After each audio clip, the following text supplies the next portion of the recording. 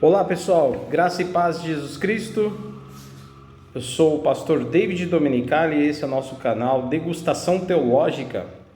E eu estou aqui para dar sequência ao vídeo anterior, onde nós falamos sobre a tradição católica versus o sola escritura protestante, tá certo? Tradição versus escritura, basicamente isso. É um vídeo de 1 hora, 1 hora e 6 minutos, que eu sugiro que você assista. Ali, assista o vídeo todo, com muita atenção, porque vídeos curtos, sabe? Vídeos, como que eu posso dizer? Fast food, eles não permitem que a gente possa refletir melhor, né, sobre as questões. Então, eu não gosto muito de coisa fast food, sabe? Aquela coisa muito rápida assim, porque limita a gente a falar de um modo mais coerente, né? A construir um pensamento.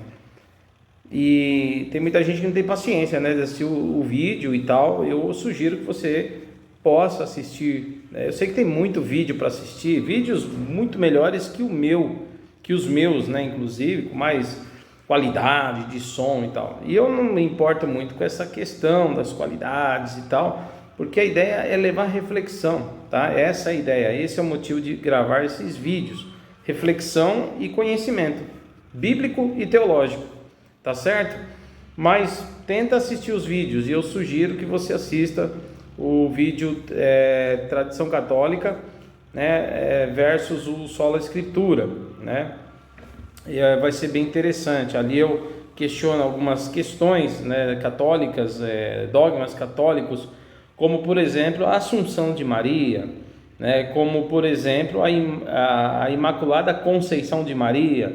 Eu faço questionamentos a essas questões de por que Maria aparece tanto, né, como Nossa Senhora de um lugar, Nossa Senhora em outro lugar. E não é a questão do nome, mas eu faço ali um paralelo com a Bíblia e mostro, né, e levo a uma reflexão e até a um questionamento, né, por que isso é tão diferente daquilo que a própria Escritura revela. Então vale a pena você dar uma olhadinha lá nesse vídeo, de verdade, tá bom? E assista ele com paciência inteiro até o fim. Bom, você que entrou no canal, peço que você curta o vídeo, que você se inscreva no nosso canal, que você compartilhe o vídeo. O assunto hoje, falando também sobre o catolicismo, eu quero falar um pouco sobre o sinal da cruz e o uso das imagens de escultura, ou apenas os ícones, né, que são aqueles desenhos, as pinturas, ok? No meio católico. Bom, pessoal, para começar é o seguinte, vamos começar falando primeiro do sinal da cruz, tá? De modo rasgado assim. Uma das maiores mensagens, ou a grande marca do cristianismo é a cruz. É a cruz. Eu já vi pastores falarem coisas que tentam trazer um sentido mais modernizado para não aceitar a cruz, entendeu? Não aceitar a imagem da cruz ou coisa do tipo. Tem pastores que não aceitam nenhuma cruz dentro da igreja, não aceitam a cruz fora da igreja, não aceitam a cruz, nenhuma imagem de cruz no púlpito, né? Eles têm uma espécie de aversão à cruz. Por outro lado, tem muitos pastores que tá enchendo a igreja, né? Estão enchendo a igreja de símbolos do judaísmo, né? Quipá na cabeça, né? Candelabro espalhado pela igreja, né? Bandeiras de Israel. Algumas chegam a usar o shofar, né? Ora, aqui tem um monte de gente de uma busca, né, por uma espécie de judaização do evangelho ou do cristianismo no meio evangélico, Isso é fato, não dá para mentir, né? Que Deus possa orientar o pessoal aí a acordar, né? E despertar, porque essa mística aí não tem base bíblica e nem é também o costume das nossas igrejas cristãs, ok? E ao mesmo tempo, tais pastores rejeitam o símbolo da cruz, né? Não pode ter uma imagem representando uma cruz dentro da igreja, que eles ficam incomodados. Por outro lado, tem muitas igrejas evangélicas, muitas igrejas protestantes que têm a cruz, né? Que tem a cruz, carrega a cruz ali como símbolo, né? Dentro da igreja, às vezes na parede, às vezes do lado de fora da igreja, às vezes no púlpito da igreja. Algumas levam a cruz até mesmo no slogan, né? Ou no logo da igreja, na identificação, no emblema da própria igreja evangélica, né? Então é normal, faz parte, né? Inclusive a igreja que nós fazemos parte, nós, a Igreja Batista Fraternidade, nós temos assim o nosso slogan, né? O logo, o nosso logo, não é slogan. Eu não vou cortar, não vou fazer edição não. Nosso logo, a nossa marca, né? O nosso emblema é uma casinha com uma cruz no centro, né? Essa casinha com a cruz no centro o emblema da nossa igreja batista, tá certo? Você vai ver também, por exemplo, dentro da nossa igreja, né? Dentro da igreja tem uma cruz lá, bem na frente, né? A gente está ali pregando no púlpito e a parede, né? Atrás de nós tem ali a cruz de frente para a igreja, assim. Então faz parte, não só nossa, tem muitas igrejas evangélicas que têm a cruz ou no emblema, ou no púlpito, ou na parede, externo ou interno, enfim. Nós evangélicos não temos o costume de colocar a imagem de Jesus na cruz, né? No crucifixo, tá certo? Então nós usamos uma cruz vazia, apenas para lembrar as pessoas de que é pela cruz que nós tivemos o perdão dos nossos pecados, é pelo sofrimento de Cristo na cruz, no Calvário, né? Nós usamos a marca da cruz porque é a mensagem, né, sobre a cruz que traz para a gente a redenção. Ou seja, Jesus morreu por nós numa cruz, né? Ele disse: se alguém quiser me seguir, pegue a tua cruz e siga-me. Tá certo?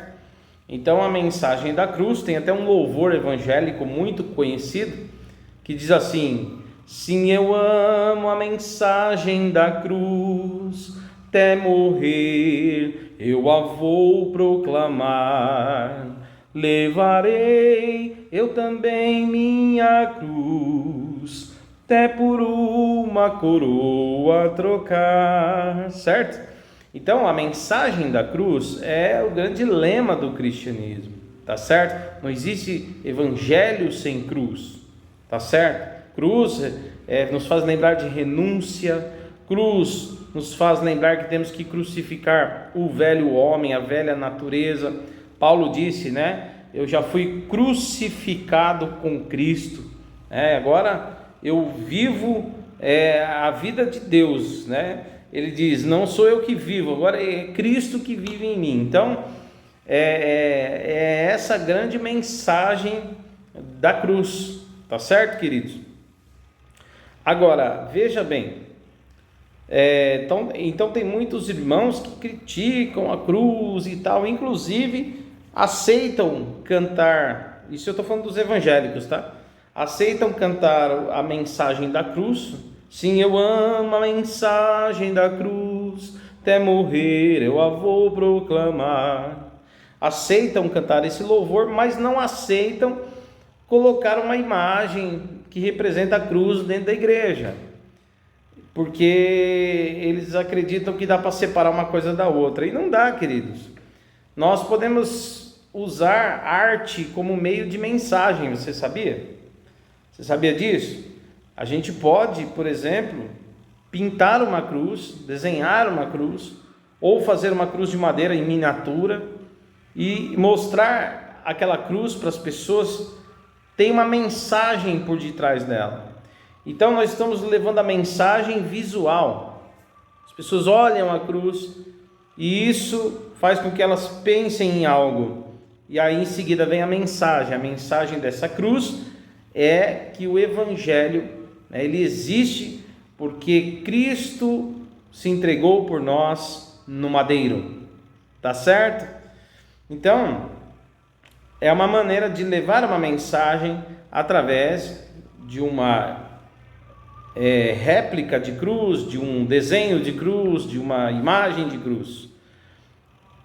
E nós cantamos Rude Cruz, que é o nome do louvor que eu cantei agora. Nós cantamos porque é uma maneira de também pregar a mensagem.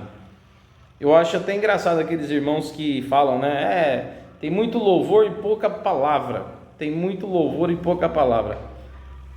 É óbvio que a gente precisa de um bom tempo para pregar a palavra na igreja. Estou falando aqui no culto, tá? Durante o culto, na liturgia, nós precisamos dar um espaço bom para pregação.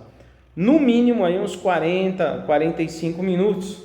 É lógico que a mensagem pode ser em 30 minutos, porque não é o tempo da mensagem que faz com que ela seja uma boa mensagem ou uma mensagem ruim, né? Não é o tamanho do sermão. Eu tenho um livro, esse livro Ministério Pastoral, que eu escrevi pela editora OBPC, e aí nesse livro eu falo que existe o sermão grande e o grande sermão. E o sermão grande é aquele sermão comprido, né? E o grande sermão, ele não é medido pela sua duração, pelo tempo que é pregado, mas o grande sermão, ele é visto, analisado pelo seu conteúdo. Então tem mensagens de menor tempo, tem conteúdos profundos e impactantes, que nos ensinam, nos corrigem, nos levam a crescer e a refletir. Enquanto isso, tem sermões longos, que é só blá blá blá, né? Como dizem, né? Para encher linguiça. E não acrescentam nada na nossa vida, no nosso conhecimento, né? Então, a gente tem que saber entender essas coisas, tá? Então, lógico que a igreja, eu sou adepto da ideia de que tem que ter um bom tempo para pregar, desde que tenha sermão, né? Lógico. Senão é só enrolação. Se não tem sermão, é só enrolação. Porém, eu não acho legal tirar tempo do louvor. Eu acho que o louvor é tão importante quanto a pregação da palavra. Por quê? Porque o louvor é a palavra pregada. É essa dificuldade que muitos pregadores, pastores têm. Eles não conseguem entender que o louvor também a música, ela contém letras. E essas letras são pregação, queridos. São mensagens bíblicas. Tem pessoas que se converteram ao ouvir um hino. Por quê? Porque a mensagem daquele hino falava de Cristo.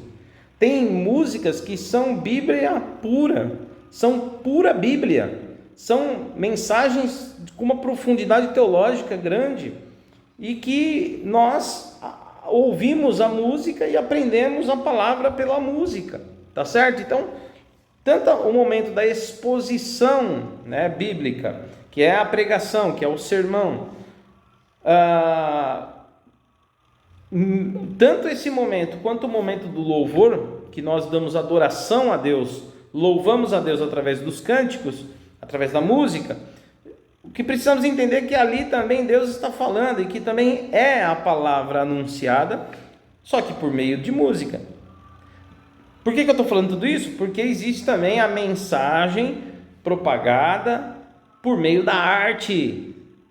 E os evangélicos, por muito tempo, por ignorância talvez, ignoraram a questão da arte.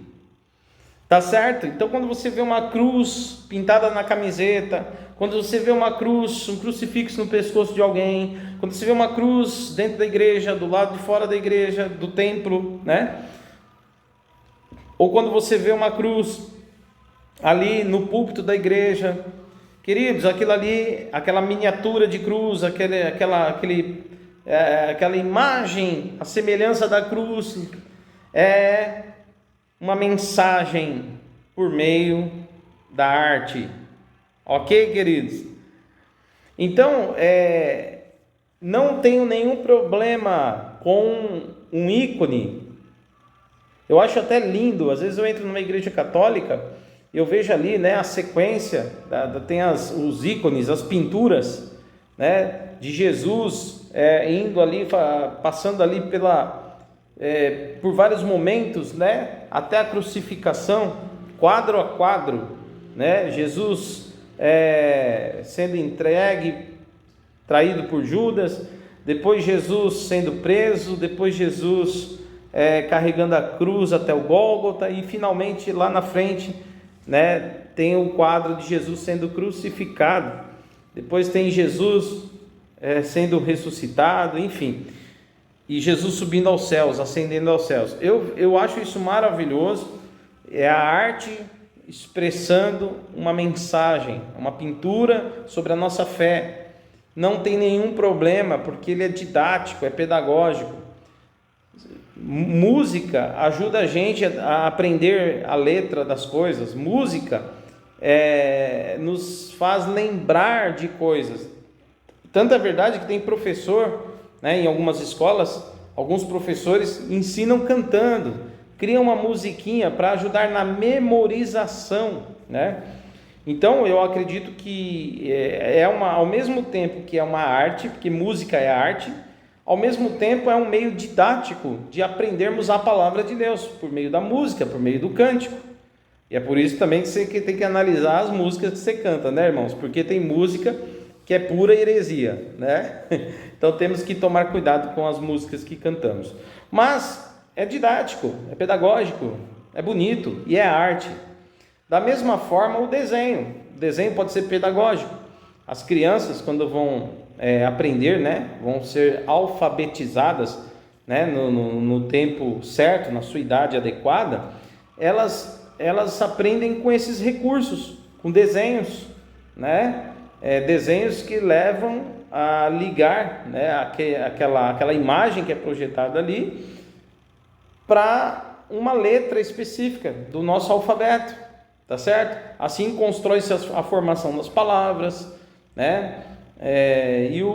E é desenvolvido aí o trabalho de alfabetização também através de ilustrações, através de desenhos, gravuras. Até nas escolas bíblicas, na igreja, se utiliza esse recurso, imagens, gravuras, desenhos, porque é pedagógico. E acredite, queridos, a cruz, como arte, ela fala muito disso, assim como as imagens de escultura. Eu estou dando uma introdução aqui porque eu quero falar das duas coisas, tanto a cruz como a imagem de escultura. Mas vamos falar primeiro da cruz. No século II, já os apóstolos já tinham morrido. Agora os bispos da igreja, eles têm que ensinar o caminho, eles têm que continuar ensinando a igreja. E eles vão pegar os escritos do Novo Testamento. Por isso que nós evangélicos somos adeptos do sola escritura. Não esqueça, nós respeitamos a tradição, mas o sola escritura está acima da tradição. É a palavra de Deus revelada, inspirada pelo Espírito Santo. Nada pode estar acima da palavra de Deus inspirada, que é a Bíblia, ok? Os textos da Bíblia, no Novo Testamento, por exemplo, foram escritos no século I. Quem são seus autores? O próprio apóstolo Paulo, o próprio apóstolo Pedro, o próprio apóstolo João, né? Tiago, Mateus, Lucas, né? Eles são os autores do Novo Testamento. Então, quando você lê a Bíblia, você está lendo fontes que são diretamente dos apóstolos, dos evangelistas do século I, aqueles que viveram, andaram com Jesus, ou no caso o apóstolo Paulo, que veio depois, mas viu Jesus ressuscitado, ok? Ressurreto, né? Aliás, Cristo ressurreto em corpo glorioso, né? A presença gloriosa de Jesus, conforme narra Atos capítulo 9, quando Paulo se converte ao ter um encontro com Jesus, tá certo? Então, é desses homens que nós estamos falando. Então, quando a gente vai na fonte, tudo que a gente fizer na tradição da igreja, tudo, qualquer coisa que for feita do século II para frente, tem que ser avaliado de acordo com os escritos dos apóstolos, de acordo com as cartas de Paulo, de acordo com as cartas de Pedro, de acordo com os escritos de João. Não podemos atropelar, nunca pôde, tá certo? Então, algumas coisas são desenvolvidas a partir de textos bíblicos, e a igreja ela precisava desenvolver uma metodologia pedagógica, né? Criar um método pedagógico para que os cristãos daquele tempo pudessem aprender a fé, né? Não esquecer da fé, porque a igreja enfrentava perseguição dos romanos. Imagina, perseguição severa na área política. O Império Romano, a igreja, ela nasce e cresce debaixo do poder de Roma. E havia uma opressão muito grande de Roma contra a igreja, tá certo? Muitos cristãos foram mortos, né? Em alguns lugares do Império, tem cidade que perseguia mais que a outra, tem lugar que era mais tranquilo, tem lugar que era mais difícil, mas havia uma grande perseguição querendo calar a igreja, tá certo? E aí os cristãos deram testemunho com a sua própria vida, derramando seu sangue, né? Então houveram muitos mártires naquele período, século II, século III. A igreja passou uma luta até o século IV aí, né? O início do século IV, passou uma grande luta, uma grande perseguição, tá? Aí depois, início do século IV que eu falo, até o ano 312, 311. Daí depois aparece o Constantino, que começa a dar uma aliviada para a igreja a partir do ano 311, 313, né? Daí para frente começa a ficar um pouquinho mais tranquilo para os cristãos, não tanto ainda, mas começa a melhorar aos poucos, até que lá a igreja ela se torna religião. Aliás, o cristianismo lá na frente, né, no ano 480 e alguma coisa, vai se transformar na religião oficial do Estado, o cristianismo como religião oficial do Estado. Mas lá na frente, só lá na frente, tá? Então até o século IV, início do século IV, até 310, 311, a igreja sofreu grande perseguição. Não foi bolinho, não foi fácil. Foram aí praticamente 3 séculos, né, de perseguição ferrenha contra o Império Romano. Então a igreja tinha que suportar, não perder a fé, não ter medo de morrer diante do império. Naquele tempo não tinha as pessoas não tinham leitura, né? As pessoas não sabiam ler. Então as pessoas, eram poucos que tinham leitura, que tinham condição de ler um texto, tá? E mesmo que houvesse muita gente que sabia ler, não tinha imprensa, então os textos eram copiados à mão. A Bíblia, ela foi escrita e foi protegida durante séculos, né? Tanto o Antigo Testamento como o Novo Testamento, os textos bíblicos foram copiados à mão por copistas e foram preservados, copiados com o máximo de reverência, queridos, o máximo de reverência, até chegar lá na imprensa, né, no século XV, a imprensa de Gutenberg, que aí sim eles vão conseguir produzir mais textos em mais velocidade com essa engenhoca, né, com a invenção da imprensa, tá? Mas até o século XV foi tudo na mão, tudo cópia. Então ter uma cópia da Bíblia era para pouca gente. É por isso que em Romanos 10, 17 está escrito que a fé vem pelo ouvir a palavra de Deus. Não está escrito que vem por ler, está escrito que vem por ouvir a palavra de Deus. Por quê? Porque ficava alguma carta, uma cópia de uma carta, né? Uma carta de Paulo, uma carta de Pedro, enfim. Elas circulavam entre as igrejas lá do século I, né? Havia a cópia e elas circulavam entre as igrejas. Então cada igreja tinha uma cópia. E normalmente era o pastor da igreja, o bispo da igreja, né? Ou, no caso, o presbítero da igreja, que lia o texto e depois pregava, né, sobre aquele texto, tá certo? Que é o que a gente faz hoje, a gente lê o texto e explica o texto, tá certo? Então, os primeiros pastores das igrejas liam as cartas, liam o texto bíblico, e Antigo e Novo Testamento, mas não tinha cópia para todo mundo. Primeiro, porque nem todo mundo, a maioria não sabia ler. Segundo, porque mesmo que soubesse, não tinha cópia para todo mundo. Então, era uma ou duas cópias numa congregação, por exemplo. Então, eles ouviam, aprendiam ouvindo. Você entende isso? Ter uma Bíblia hoje impressa na tua casa, ter uma Bíblia no seu celular, uma Bíblia, né, de modo digital, no seu celular, no seu computador, irmãos, isso é uma dádiva. E tem gente que rejeita a leitura bíblica, olha só, né? Se soubesse como lá atrás o pessoal amava chegar ao culto, dia de culto, para sentar e ouvir as escrituras e aprender a palavra de Deus, um desejo ardente. Hoje, às vezes até um desprezo, né? As pessoas não pegam a Bíblia para ler nem pouco, e infelizmente, mas tudo bem, vamos lá. Aí o que acontece? Eles precisavam desenvolver o quê? Recursos para ensinar as pessoas a guardarem a fé, a não esquecerem dos ensinamentos dos apóstolos, já que eles não tinham Bíblia, porque não tinha cópias de Bíblia, e já que eles também, a maioria não sabia ler, né? Porque não era comum leitura para todos naquele período. Então, o que se fazia é criar métodos que pudessem ensinar. E aí vem músicas cristãs antigas que ensinavam sobre Deus, né, através do canto. E os cristãos do século I, os judeus dos tempos bíblicos, cantavam inclusive louvores que eram comuns aos judeus, cantavam salmos e outros, que eram músicas do judaísmo. Mas também começaram, né, logo a igreja começou, com certeza começaram a desenvolver também seus hinos, né?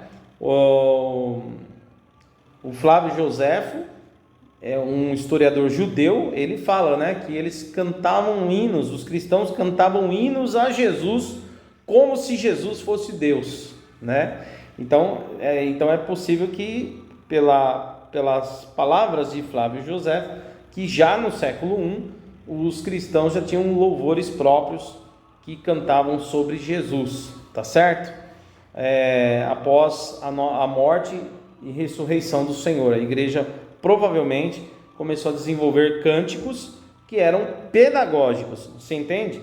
Pedagógicos, que ao mesmo tempo ensinavam, que ao mesmo tempo serviam para adorar a Jesus, para reverenciar o Senhor e adorar o Senhor, e ao mesmo tempo ensinar a Bíblia, ensinar os textos dos apóstolos, as cartas do Novo Testamento através das músicas, porque a música te ajuda a memorizar. E elas foram inseridas nos cultos, nas liturgias, para que as pessoas aprendessem a musiquinha e assim estavam aprendendo a Bíblia. Você entende? Legal.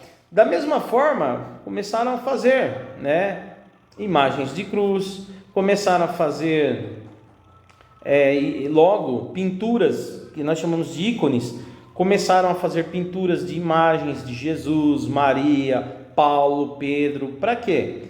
Para mostrar o caminho. Era também pedagógico, era para ensinar através dos desenhos, através das gravuras, a eles memorizarem a sua fé, né? E não esquecerem dos ensinamentos, não esquecerem das pregações. Olha o desenho, lembra da pregação. Você entendeu? É uma metodologia. Você olha um desenho, você lembra da pregação.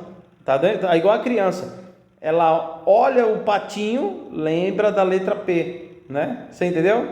Ela olha o ovo, o desenho do ovo, lembra da letra O ou letra O, né? A criança, ela olha um desenho de unha, né? Eu lembro que eu tinha uma cartilha antiga, eu não lembro se estava isso mesmo na cartilha, mas eu lembro que tinha um desenho de unha, o dedo que tinha unha, né? Eu, como toda a minha unha, tenho pouca unha, mas tinha aqui a unha, né? Então a cartilha tinha um desenho de unha, aí a letra unha, o desenho da unha, fazia a criança lembrar da letra U, né? Tem o formato aqui, ó, o formato de U, né? Fazia o U aqui, ó, para lembrar da unha. Como é que Ah, lembra da unha? Como é que faz a unha? Começa com unha. Aí a criança via o dedão, o desenho da unha, e lembrava da letra U. Então é mais ou menos isso. Quando eles viam os desenhos lá, o desenho de Jesus, o desenho de Maria segurando Jesus no colo, eles lembravam da pregação do pastor sobre Jesus, sobre os apóstolos. Entenderam? Era pedagógico, querido. Então, era ao mesmo tempo era arte, porque a pintura em si ela é uma arte, assim como a música é uma arte, né? Mas ela era usada como recurso e método pedagógico, para que os cristãos não esquecessem da sua fé e ficassem firmes diante da pregação, diante da pressão dos romanos, né? Imagina, fora a pressão dos romanos, eles ainda lutavam contra as heresias, né? Os gnósticos. Haviam várias correntes gnósticas, do gnosticismo dentro da igreja, que atacavam a fé dos cristãos, né? E tentavam pôr por terra, né, a fé genuína em Jesus, né? Deturpando o pensamento sobre Jesus. Tanto que é verdade que houveram dezenas, né? Dezenas e dezenas de concílios só para botar por terra as heresias, né? Só para descartar pensamentos ou ensinamentos contrários à fé cristã dentro da igreja, entendeu? Esse negócio de heresia, querer entrar dentro da igreja, é uma coisa antiga, tá, queridos? Então é isso. Aí o que acontece? Era pedagógico, inteligente também. Surgem as orações coletivas. Aquela oração, parece que o evangélico hoje fala assim, né? Aquela reza, a repetição, né? Todo mundo fica repetindo a oração, fica repetindo, e todo mundo tem uma oração escrita, e todo mundo ora junto. Então, isso é uma coisa que vem lá de trás também, para ajudar na memorização, né? Então, quando você tinha uma oração coletiva, aquela oração que é decorada, aquela oração também te ensinava sobre a tua fé, tá entendendo? E te ajudava a orar junto com os irmãos, sobre aquele mesmo propósito. Além do que, essas orações repetidas, né? Elas, eu já falei aqui, né? Ajudavam você a memorizar uma verdade que está contida naquela oração, tá certo? Então surgem as orações coletivas e orações que se repetem, ora uma vez, ora duas vezes, ora três vezes, para não esquecer. Até aí tá ficando claro para você, não tá? Voltando a falar das imagens, dos desenhos, nas catacumbas de Roma, né, nós temos aí gravuras do século II, do século III, tá certo? Século II, século III, querido, né? Nós temos gravuras desse período da perseguição do Império Romano, antes de Constantino, entendeu? Então essa coisa de falar que os desenhos, imagens, gravuras, ícones só apareceram depois de Constantino é ignorância, queridos. Não, apareceu bem antes de Constantino, e já falei para você, tinha um motivo, tinha um objetivo, era um modelo, um meio, uma forma, um método pedagógico para ajudar os cristãos a não perderem a fé e aprenderem sobre a fé e guardar no coração, na mente, tá certo? Então já existia bem antes de Constantino, nós estamos falando do século II e III. E nas catacumbas de Roma, por exemplo, onde os cristãos se refugiavam, né, escondidos para fazerem cultos, né, inclusive temos os livros de história da igreja falam sobre isso, né?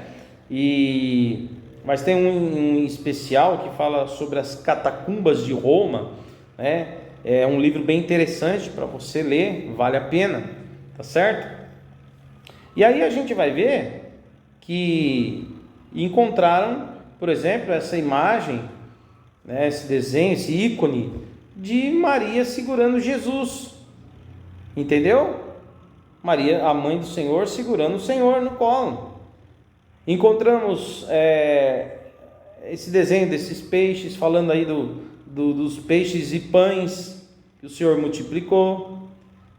Achamos aí o desenho do bom pastor, né, que remete ao próprio Jesus levando a ovelha, né, na parábola, né, da ovelha perdida, né.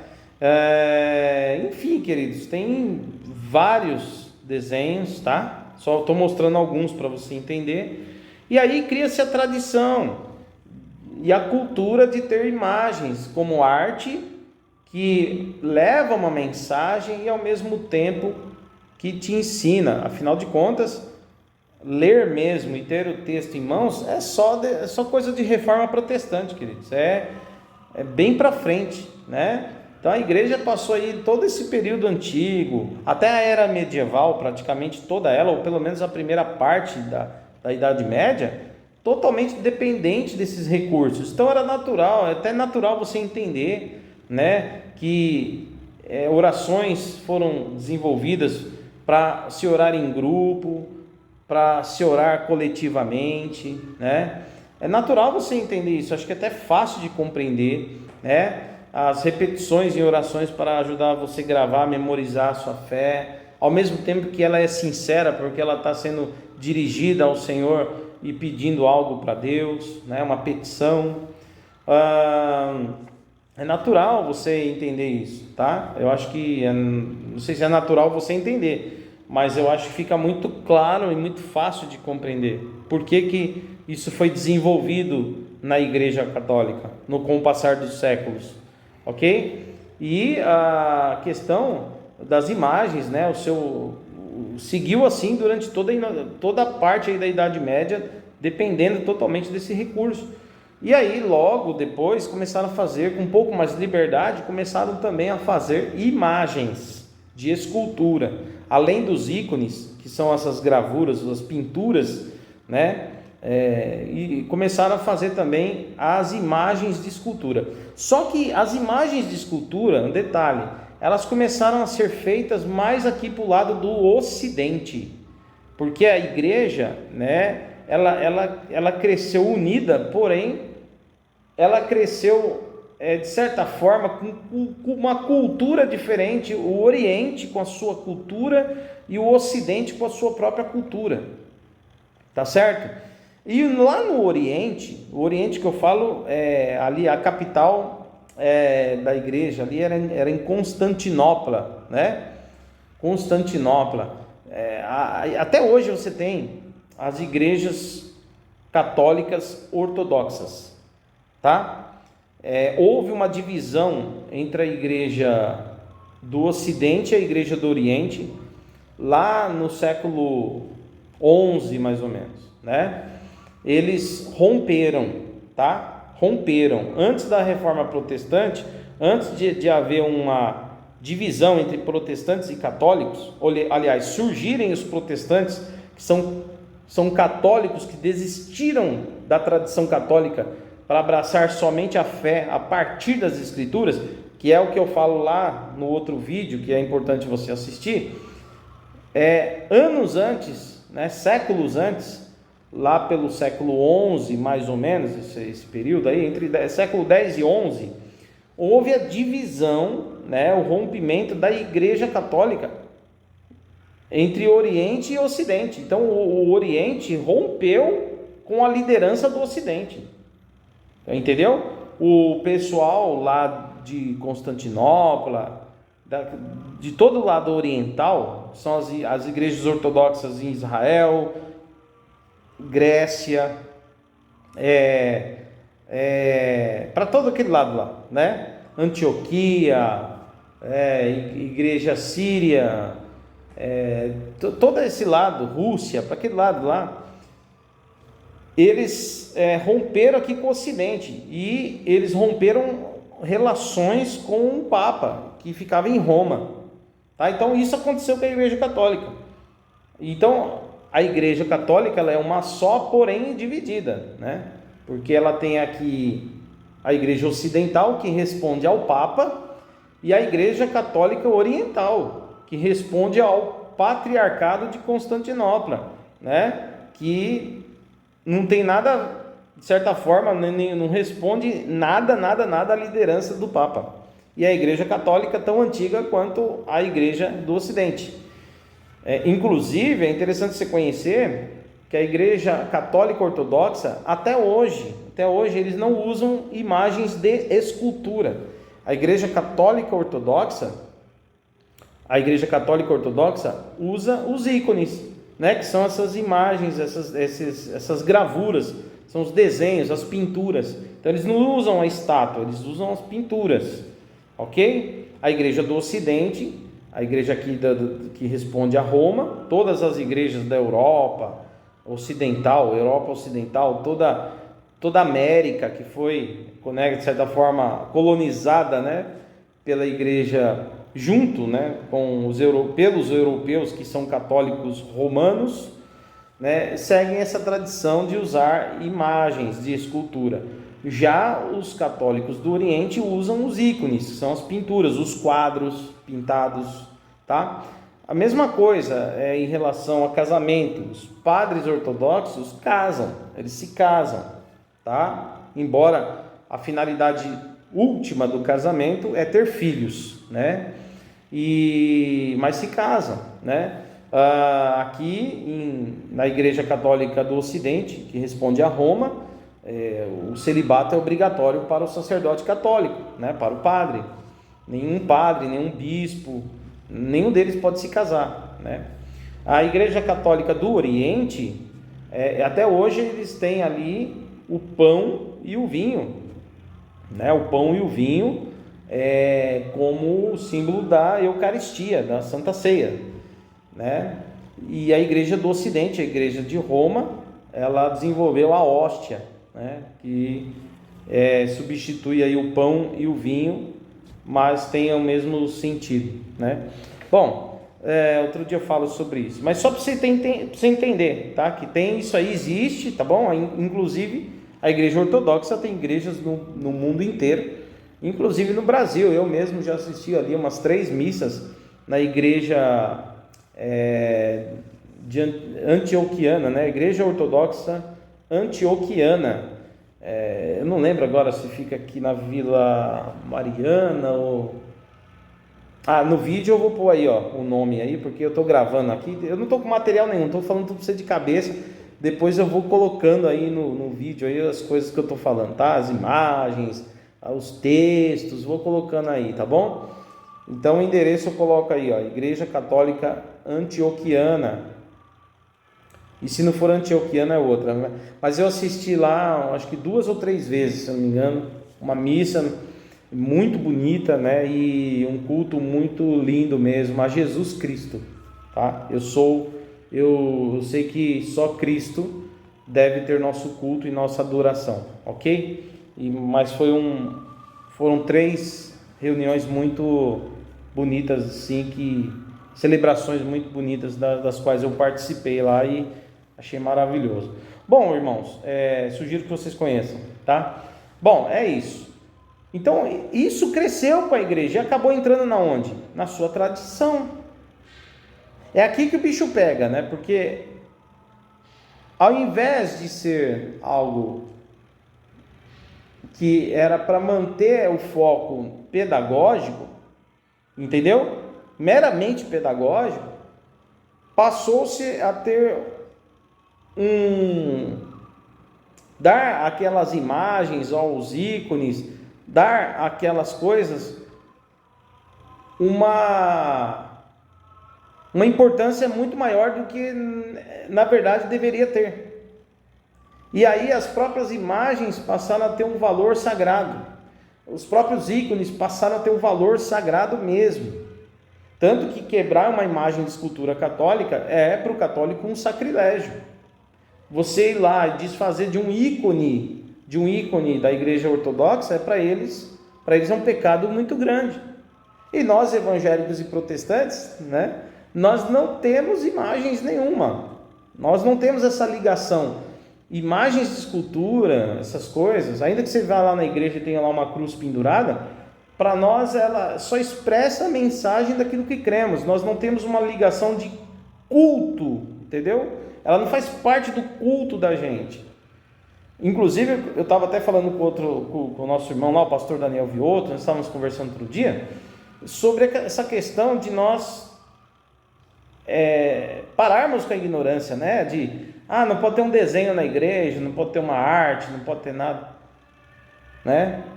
Aí chega no Natal, um monte de igreja evangélica colocando pinheirinho de Natal, com bolinha enfeitada, nada contra, tá? É uma cultura também ocidental aqui, eu entendo, a cultura natalina, entendo, beleza. Só que não tem nada a ver com o cristianismo, cara. A gente vai mais pelo embalo da galera, monta lá uma árvore, aí põe lá foto de todo mundo, a gente fez isso, é bonito, ficou bonito, fizeram uma árvore lá outro dia, e colocaram as bolinhas, né, com a foto dos membros da igreja, ficou legal, ficou bonito, só que não tem nada a ver com a tradição. O que seria o correto na nossa igreja evangélica? Você quer pôr uma arte? Se bem que tem igreja evangélica que nem Natal comemora, né? Ignorância, queridos, ao extremo é um problema. Mas assim, o certo mesmo era a gente mandar ver num presépio, pessoal. Montar um presépio, igual as igrejas católicas fazem. Meter lá um presépio. Montar um presépio mesmo, na época de Natal, bem bonitão. Colocar lá, né? Estátua de Maria, Jesus na manjedoura. Bonito. Fazer lá nossa arte, tirar uma foto. Legal. Qual o problema? É a arte expressando a fé. A diferença que o que não pode acontecer, aliás, o que não pode acontecer é que a gente tenha uma relação mística com aquilo ali. Aquilo ali é sagrado, aquele presépio é sagrado, aquele lá faz parte do nosso culto agora. Não é. Para nós evangélicos, qualquer arte é só arte que expressa a nossa fé. Nós não temos relação de culto com objeto nenhum, não temos essa coisa das relíquias sagradas, entendeu? Imagens sagradas, não, nós entendemos que isso foi sendo criado, foi sendo desenvolvido no pensamento católico ao passar do tempo, entendeu? Por influências externas, que apesar de falar da fé cristã, trouxe um elemento novo para o cristianismo, que é uma relação de culto, de veneração a objetos sagrados. E para nós isso nunca teve nada a ver na igreja de Jesus Cristo do século I. Os apóstolos, nem igreja, nem templo eles tinham para fazer culto. Eles nunca precisaram de imagens, de nada, de coisa nenhuma. E tudo que eles prezavam eram as escrituras. Por quê? Porque a igreja, desde do seu primeiro momento, ela pregou a sua mensagem usando as escrituras, usando inclusive as escrituras do Antigo Testamento, mostrando que o Antigo Testamento, que era dos judeus, falavam sobre Jesus Cristo. E depois a igreja vai também escrever, através de Paulo, de Pedro, de João e outros, a Bíblia do Novo Testamento, que é a mensagem que traz a luz ao Antigo Testamento. Está entendendo? Então, nós priorizamos a palavra de Deus, revelada através das Escrituras, só. Qualquer arte que tenha na igreja evangélica, uma cruz, o desenho de Pedro, o desenho de Paulo, seja o que for, é meramente arte, não tem nada a ver em relação à liturgia ou ao nosso culto. Não prestamos veneração a nenhuma imagem, a nenhum desenho, a nenhum ícone, nem mesmo a cruz que nós usamos dentro da Batista Fraternidade, tem uma cruz, nem a ela nós prestamos reverência, porque para nós ela é uma arte apenas que expressa uma mensagem. Beleza? Então o problema não é ter as imagens, o problema é como olhamos para ela. E eu acredito que no começo era meramente pedagógico. As orações coletivas eram pedagógicas, né? O uso das imagens, as pinturas, imagens, esculturas e pinturas eram pedagógicos, mas depois transformou-se em algo místico, tá? Inclusive, deixa eu falar uma coisa, não foram só os protestantes que tentaram, né, tirar, os protestantes realmente tiraram as imagens do culto, né, da sua liturgia. A igreja evangélica ou as igrejas que têm que são formadas a partir da Reforma Protestante, né? Porque eu falei no outro vídeo, repito agora, todas as igrejas evangélicas elas têm a sua origem fundamental baseada no movimento da Reforma Protestante do século XVI e XVII. Ok? Ponto final. Bom, e essas imagens foram sendo tiradas do culto, do meio cristão evangélico, né, protestante, pouco a pouco, para que tirasse do coração daquelas pessoas que deixaram o catolicismo, tirasse deles aquele apego àqueles objetos que eles consideravam sagrados, entendeu?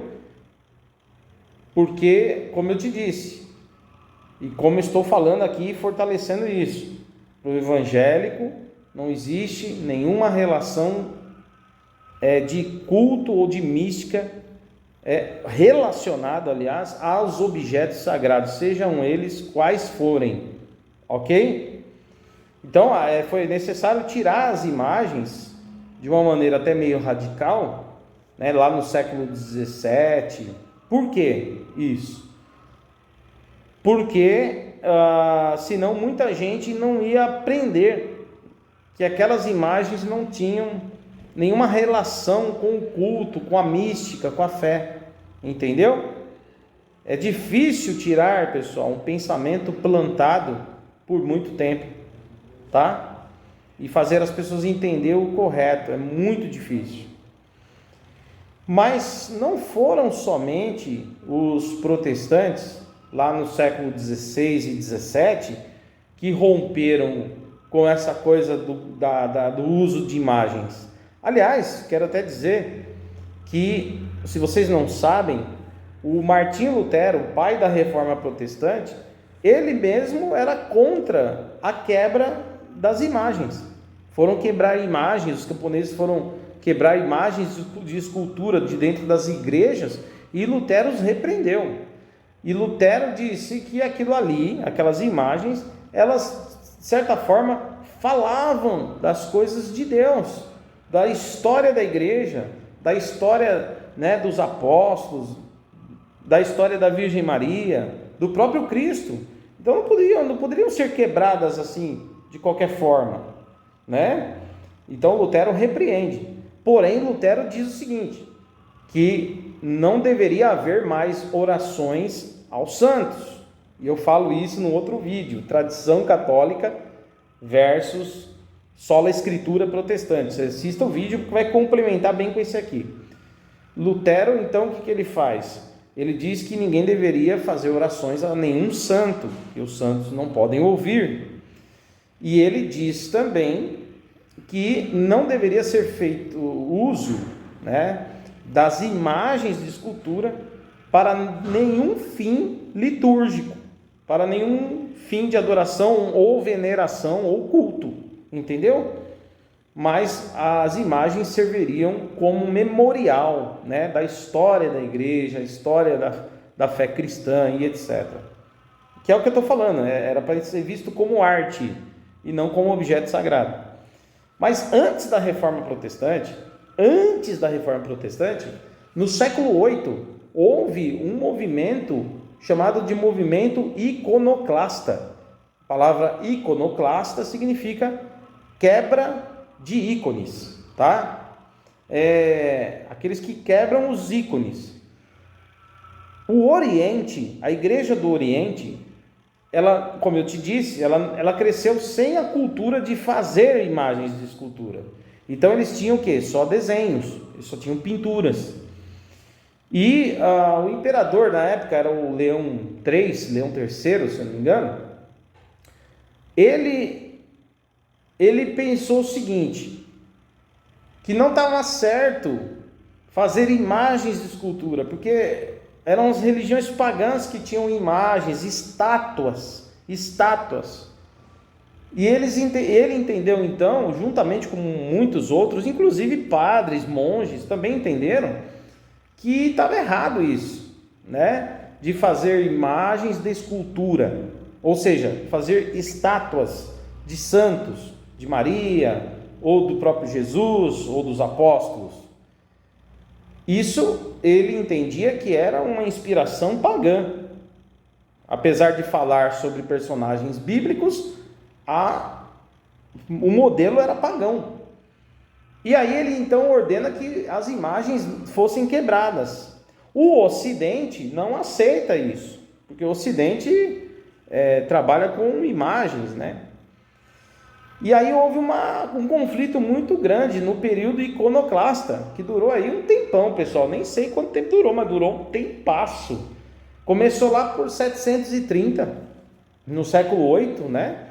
E foi parar lá no século 9. Ficou um tempão aí, muita gente quebrando imagens, e houve uma discussão dentro da igreja, um rebuliço na época, até que fizeram um concílio e ficou proibido a quebra de imagens e manteve-se o uso da imagem para liturgia, né? Para liturgia que eu falo, liturgia é um modo de dizer, né? A relação, vamos usar outro termo aqui, manteve-se o uso das imagens de escultura para manter-se uma relação mística com a fé, vamos colocar assim, tá? Ou seja, imagens continuaram a ser veneradas, utilizadas em procissão e colocadas dentro das igrejas, normalmente. Então, de certa forma, faz parte da liturgia, né? Também, né? Porque está lá, né? E então passa a ter um valor espiritual de alguma forma. Eu não estou aqui trazendo a teologia sobre o uso das imagens de escultura, tá, pessoal? Eu estou falando um pouco mais do porquê, do histórico da coisa, tá bom? Para falar profundamente sobre a diferença entre adoração, veneração, a gente já vai ter que fazer um outro vídeo, tá? Mas, de qualquer forma, é isso. Houve um movimento iconoclasta no século 8 e século 9, e depois, num concílio, resolveram deixar como estava. Manteve-se o uso das imagens de escultura no Ocidente, o Oriente continuou sem as imagens de escultura, porque eles nunca foram adeptos, mas sim de ícones, ou seja, quadros e pinturas que falavam da fé, tá bom? Aí eu ia falar do sinal da cruz, né? Falei até das imagens já, mas o sinal da cruz é a mesma coisa. Tem pastor que rejeita lá qualquer coisa, voltando para o início do vídeo, qualquer coisa que fale da fé, né? Mas a gente precisa entender que a mensagem da cruz ela pode ser passada também através da arte, desde que não faça daquilo algo místico. E foi assim no século II, Tertuliano começou a fazer o símbolo da cruz. Nas missas era passado, né, o sinal da cruz na testa das pessoas durante a missa, durante o momento da Eucaristia. As pessoas passavam ali, o Tertuliano ele ensinou, deveria se fazer o sinal da cruz na testa, e depois ampliou. Aí ele mesmo chegou a dizer: faça o sinal da cruz, o próprio Tertuliano, faça o sinal da cruz antes de entrar na tua casa, faça o sinal da cruz ao atravessar a rua, faça o sinal. Ele começou a dizer algo seguinte: a ideia, eu penso que a ideia de Tertuliano, no seu escrito, no seu ensinamento, creio que seria o seguinte: nunca esqueça que você é um cristão. Porque como eu disse, havia muita perseguição contra os cristãos de parte política, por parte do Império Romano. Havia uma pressão de heresias que entravam na igreja por correntes gnósticas e também pela filosofia, que era forte naquele tempo, né? Nós vamos ter até o Justino Mártir defendendo a fé através da filosofia, né? Depois o próprio Agostinho lá na frente, né, vai se valer muito da filosofia e principalmente, né, dos pensamentos de Platão. Há quem diga que até o apóstolo Paulo utilizou, né, ideias filosóficas para explicar a fé cristã, usou a filosofia a serviço do cristianismo, né, como ferramenta. Bom, seja como for, o Tertuliano, eu acredito que ele queria dizer o seguinte: nunca esqueça que você é cristão. Então o sinal da cruz, estando aqui ou estando ali, faz você lembrar de que você não deve renunciar ao teu Cristo. Lembre-se que ele morreu por você. Esteja pronto a morrer por ele. Ou seja, não esqueça quem é o seu Senhor. Não peque. Não volte atrás. Não abra mão da tua fé. Entendeu? Não peque no sentido, não adultere, não faça isso, não faça aquilo, não minta. Lembre-se que o teu Salvador morreu por você numa cruz. Então a ideia de fazer a cruz, e principalmente fazer a cruz aqui, né, na frente da cabeça, eu acho que tem a ver com que o teu pensamento esteja guardado pelo Senhor, tá entendendo? Por isso que o símbolo da cruz na testa, que a tua mente, o teu pensamento esteja preenchido pela palavra do Senhor, né? Cristo mova o teu pensamento, que a tua mente esteja guardada por Cristo, tá certo? Por isso o símbolo da cruz na testa. Uma das explicações é essa, tá? Pode ser que apareça algum católico falando de outra coisa. Isso pegou, e como eu falei, são métodos pedagógicos, assim como as músicas, assim como as rezas, assim como os cânticos, né? Tudo era pedagógico. E o sinal da cruz foi também uma forma de fazer uma pedagogia. E depois ela foi se ampliando, a igreja usou o sinal da cruz e foi ampliando. E você quer ver como que é interessante? Coisas que às vezes nem alguns católicos sabem. No Ocidente, o sinal da cruz foi ampliado, né? Deixou de se fazer com o polegar só na testa, como fazia Tertuliano, e passou a se fazer de outra forma, passou a se fazer sobre todo o corpo. Mas tinha um ensinamento. No Ocidente, o sinal da cruz começou a ser feito assim, ó, com a mão, os 5 dedos, a mão aberta. Começou a ser feito assim, ó, em nome do Pai, invocando a Trindade, sempre invocando a Trindade. Ó, em nome do Pai até o peito, do Filho, à esquerda e à direita, e do Espírito Santo. Até hoje é feito assim no Ocidente, não é isso? Em nome de Pai, Filho e Espírito Santo. Certo? Ó, com as mãos abertas, da cabeça até o peito, do peito para o ombro esquerdo, do ombro esquerdo para o ombro direito. Em nome de Pai, invocando a Trindade. Em nome do Pai, do Filho e do Espírito Santo. Estou quase um padre, hein? Se eu não fosse pastor, eu teria sido padre, acho.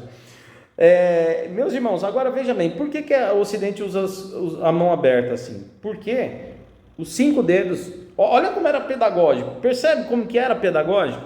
Os 5 dedos representam as 5 feridas de Jesus, as 5 chagas de Jesus. Jesus foi ferido nos 2 pés, ó, tá vendo? O pé direito, o pé esquerdo foi transpassado. Jesus foi ferido na mão direita e na mão esquerda, foi transpassado pelos pregos. E Jesus teve o seu lado aqui, ó, certo? Transpassado por uma lança. Então, os 5 dedos diz o seguinte: ele teve 5 chagas, 5 feridas profundas por você. Ele morreu onde? Numa cruz, por isso o sinal da cruz. 5 feridas feitas na cruz. Percebe? Outro detalhe: o católico ele amplia ainda mais o sinal da cruz, invoca a Trindade, ao mesmo tempo que a cruz é em nome da Trindade, em nome do Pai, do Filho e do Espírito Santo. E tem um detalhe: por que na cabeça? A cabeça vem que a minha mente seja guiada pelo Senhor, que o meu coração, vai até o peito, ó, que o meu coração seja morada do Senhor. Vai para o ombro esquerdo e depois para o ombro direito. Significa que toda a minha força e minha confiança venha do Senhor. Aliás, que toda a minha confiança esteja no Senhor e na força do Senhor. Porque ombro, né, significa força, não é isso? Força. É expressão bíblica entre os significados de ombro, né? Tem a ideia de poder, de força, tá certo? Então, que a minha força e a minha confiança esteja no Senhor. Viu o significado pedagógico? Mas nem muitos católicos sabem disso. Evangélico, então, menos ainda. Vocês devem estar sabendo porque está vendo meu vídeo. Lá no Ocidente é diferente o sinal da cruz. O sinal da cruz, ele, na Rússia, ele pode ser feito apenas assim, né? Vamos simplificar. Vou falar direto, de um modo geral, o mais clássico. Sinal da cruz feito assim, ó. Tá? Ó, os 3 dedos de pé, no Oriente, a igreja ortodoxa. Os 3 dedos de pé e os 2 dedos aqui atrás, ó. Tá? Por que os 3, o sinal da cruz assim? Você vê até uns desenhinhos, ó os desenhos do ícone, com a mãozinha assim, não vê? A mãozinha assim. Você fala, nossa, as mãozinhas estão sempre assim. Porque são ícones do Ocidente. E os ícones do Ocidente fazem o sinal da cruz assim. Por isso que você vê os desenhos que são ícones do Ocidente, não são imagens de escultura do Ocidente. São os ícones do Oriente, desculpa. Os ícones do Oriente, da Igreja Católica Ortodoxa, são diferentes da Igreja Católica Romana. A Igreja Católica Romana que usa as imagens de escultura. E os ícones da Igreja Oriental, que é a Igreja Ortodoxa, usa os desenhos, os ícones, as pinturas. E você vai ver sempre o desenho do sinal da cruz, assim, quase todas as pinturas eles estão fazendo o sinal da cruz, com o dedo assim. E por que os 3 dedos para cima? Olha como é pedagógico, pessoal. Os 3 dedos significa Pai, Filho e Espírito Santo. É para você dizer que seu Deus é trino. Você crê na Trindade. Por que os 2 dedos aqui são encostados aqui, ó? Porque aqui fala da natureza de Jesus. Ele é plenamente homem e plenamente Deus. Percebe? 2 naturezas de Jesus e a Trindade. Então é assim, ó. Tá vendo? Desse jeito aqui, ó. Em nome do Pai, só que aí não vai até o ombro, vai até o umbigo quase. Lá embaixo. Quase até o umbigo. Vou até ficar um pouco de pé aqui. Ó, em nome do Pai, da cabeça, vai até o umbigo. Opa! Em nome do Filho, à esquerda. Em nome do Espírito Santo e à direita. O que isso significa no Oriente? Diferente do Ocidente. Além da mão, da posição, ele faz assim, ó, em nome do Pai, até o umbigo, até a barriga, sobe, vai para o ombro esquerdo, para o ombro direito, do Filho e do Espírito Santo. Significa o seguinte: Jesus estava na glória com o Pai. Jesus já estava na glória com o Pai antes e depois desceu para o ventre da Virgem Maria, lá embaixo, perto da barriga. Depois foi crucificado, à esquerda, foi crucificado, morrendo pelos nossos pecados, ressuscitou e subiu à direita do Pai. Entendeu? Por que é assim no Oriente? Não é bonito o significado? Pois é, era para ser pedagógico, depois virou místico, e aí as pessoas acham que esse sinal tem um poder, acham que esse sinal expulsa o Drácula, expulsa o vampiro, expulsa o fantasma, sai em nome de Jesus, em nome do Pai, do Filho e do Espírito Santo, né? Enfim. Alguns vão fazer jogo de futebol e fazem em nome do Pai, do Filho e do Espírito Santo, me ajuda no jogo. E serve para reza, serve para tudo. Porque virou místico, mas era para ser pedagógico. Tá certo? Bom, expliquei um pouquinho para você das imagens, como surgiu o sinal da cruz. Nós evangélicos não fazemos sinal da cruz e não usamos imagens, tá certo?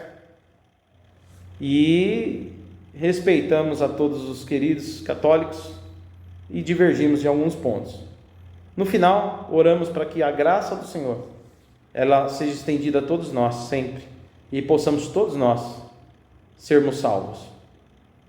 Um outro vídeo eu vou falar sobre a diferença de veneração e adoração, embora alguns católicos adoram achando que veneram, porque a veneração tem um limite.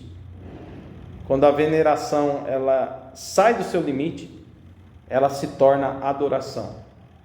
Idolatria é pecado. A gente vai falar isso num outro vídeo, quando eu puder gravar, que eu estou cheio de vídeo para gravar.